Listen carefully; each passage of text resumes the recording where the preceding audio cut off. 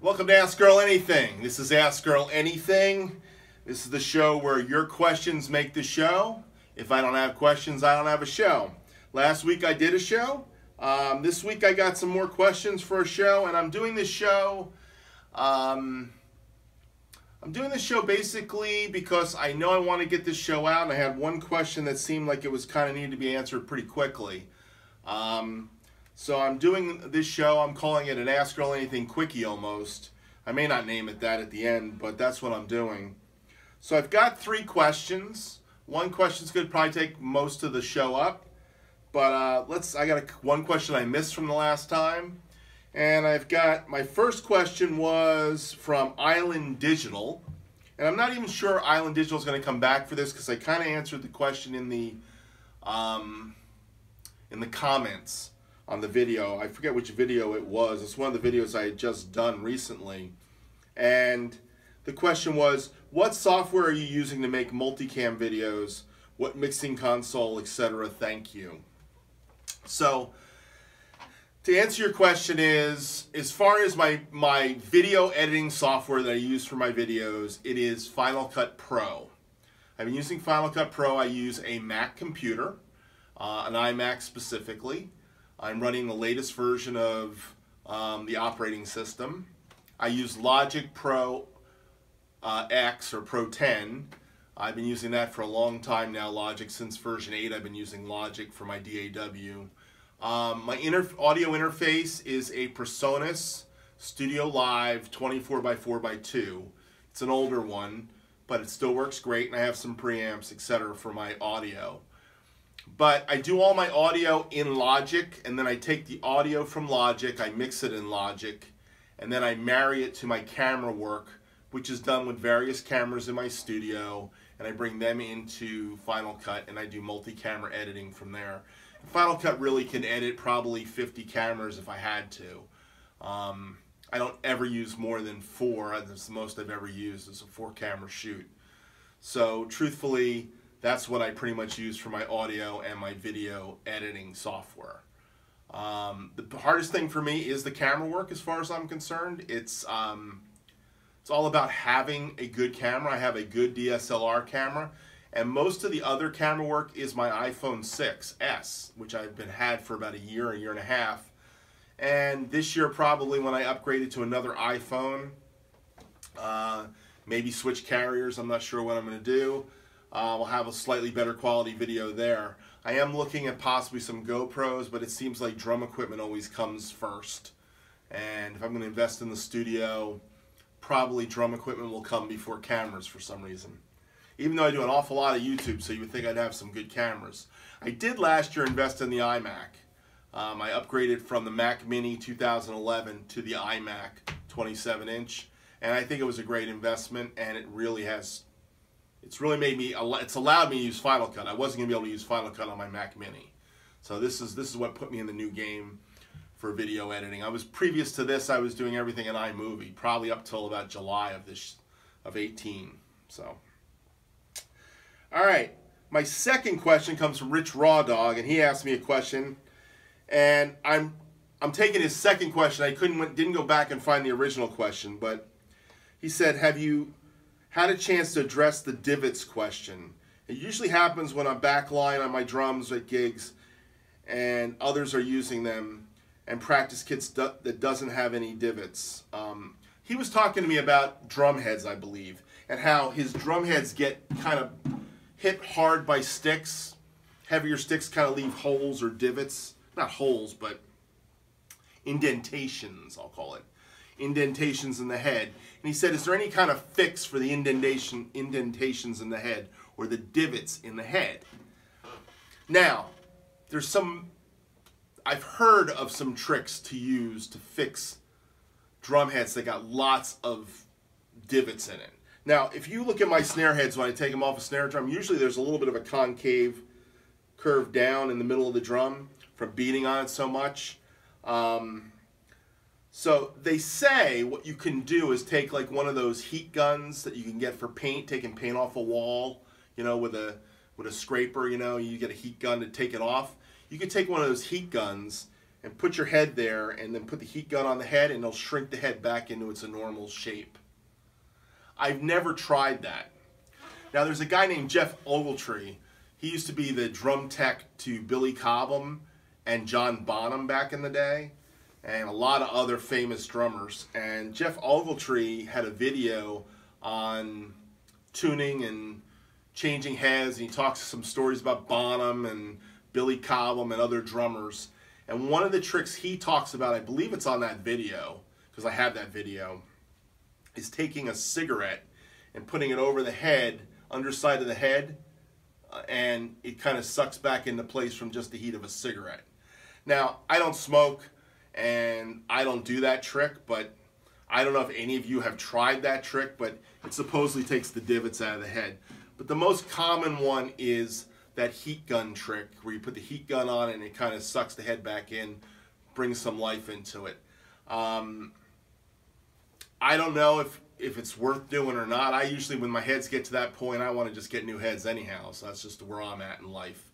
But if you're one of those guys that's not there, you might want to try that trick. Now, I don't think it works with a hairdryer. I don't think the heat's hot enough. But it's like one of those really heavy-duty, high-heat guns for taking paint off of walls, that kind of heat gun. Okay? So I hope that helps, Rich. That seemed to be the answer to the question, and I think that's the question you were asking. So if I'm wrong, ask it again, and I'll try again, I promise. I always appreciate your videos, Rich. So thanks for the question. And my last question for this Ask Earl Anything, which is probably going to take the longest. I got this question from a new subscriber named Billy Nolan. He said, I have a question. I've just joined a new band. However, I have about 40 songs to learn in just over a month. That's a lot.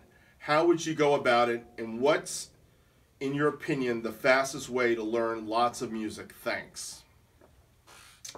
Billy, that's a great question. A couple years back, I was in a band called the Swigs. Actually, I just left the Swigs in September. But a couple years ago, I joined the band, and I had to learn 80 songs. We had 3 months before a gig to learn 80 songs. We were practicing once a week. And to be honest, the way I learn music is by listening. Lots of listening. Matter of fact, the more I listen, the quicker I learn things. Now, some of these songs were songs I generally knew how to play. And one of the skill sets I've acquired, because again, I'm a musician that goes into situations where they have a drummer, but the drummer didn't make the gig and they needed somebody to fill in. I have to learn songs sometimes I've never played before on the bandstand. So I pull from a bag of tricks that I call the basic grooves that I know for playing. So back when I was 18, 19, drum teachers would teach you gig beats to play on the kit that would get you through any gig, okay? And I played a lot of gigs in my 20s with a lot of older musicians who played society gigs. And society gigs was the old, you're doing Frank Sinatra tunes. Come fly with me, come fly away. And you knew that was a swing beat, you pull out the brushes, you pull out the sticks. So when I was a kid, I learned some of the basic society beats.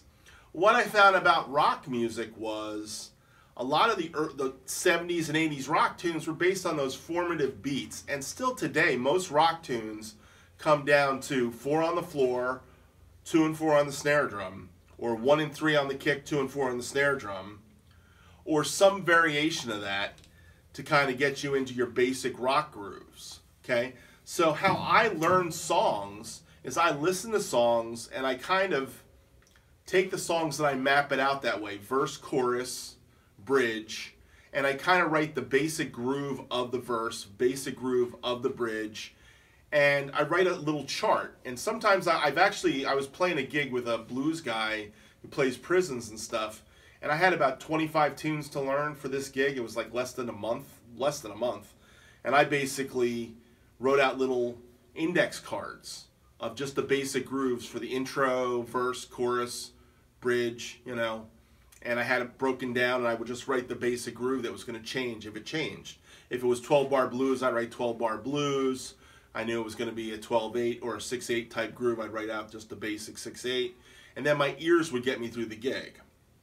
Now, depending on the complexity of the gig you're doing, I mean, if you're doing some kind of progressive gig playing Dream Theater and stuff, a month may not be long enough to learn 40 tunes. You know what I mean? But if you're doing like society type gigs or a basic, you know, bar band, rock band, you know, classic rock kind of stuff gig, you can learn 40 tunes listening a lot, writing out some very basic roadmap cheat sheet cards, I call it, and listen a lot and basically go by your instincts. So that means you might not get the exact fill of the tune, but if you get the gist of the fill and you keep the band in time, you're not going to get fired from the gig. They're going to go, yeah, you're getting it.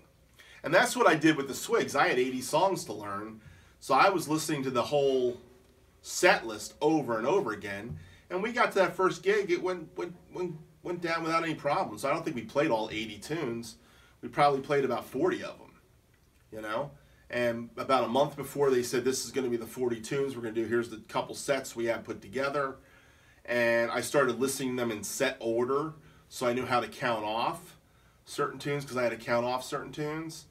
And I basically went from there. So I would say the best thing you can do is listen to the music.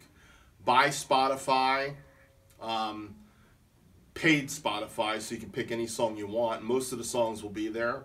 Even though in this band we had some Creedence songs, Creedence Clearwater Revival songs that were not on Spotify. But then you would find some Creedence, what do they call them, tribute band that did an album of Creedence songs, and they would have the same songs. So I would use those songs to kind of put it in as markers in the set list, so I could listen to what they were. But most of the Creedence songs were, you know.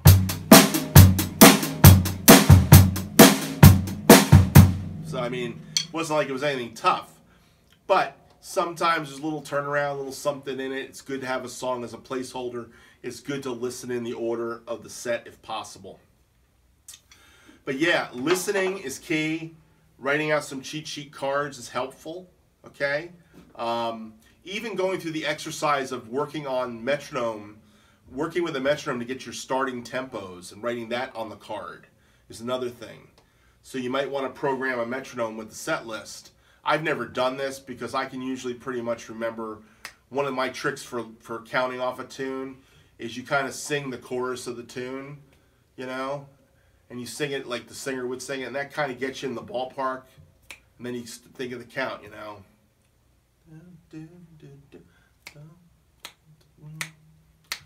1, 2, 3, 4. Count off the tune because you kind of were singing it at the comfortable tempo where they sing it at, and then you kind of count the song from there. And that's one of the tricks I use to kind of count songs off. Okay?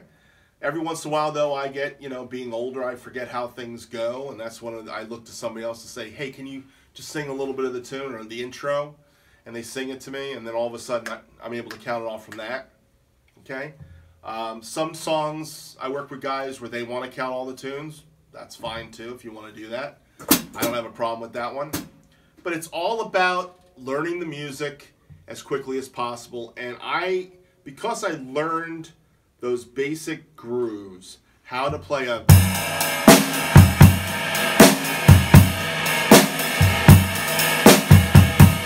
That was a 50s groove. I could play In the Still of the Night. And then how to play a swing groove. I could play a swing groove or a shuffle.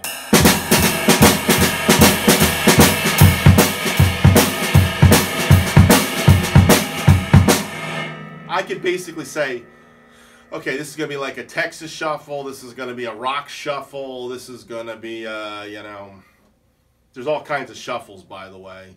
You can get down and dirty with shuffles, you know. But once you have like a bag of types of beats that you know, you can kind of equate it to that. Like a lot of times, like when I'm doing like church music, there'll be some kind of marchy thing, and I'll just write Gad style on there. That means I'm going to do them.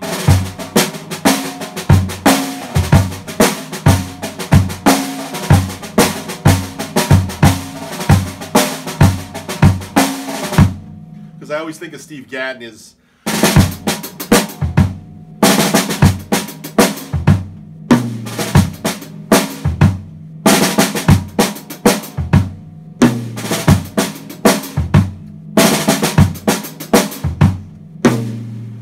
ways thing.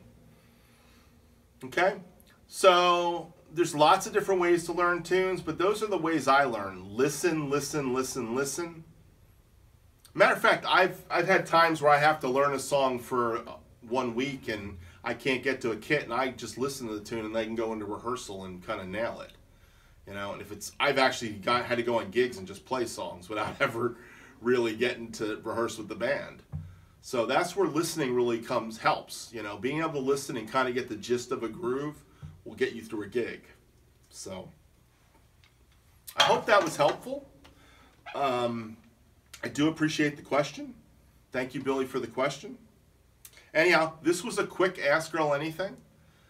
Quick one, meaning 3 questions, in and out. Of course, your questions make the show.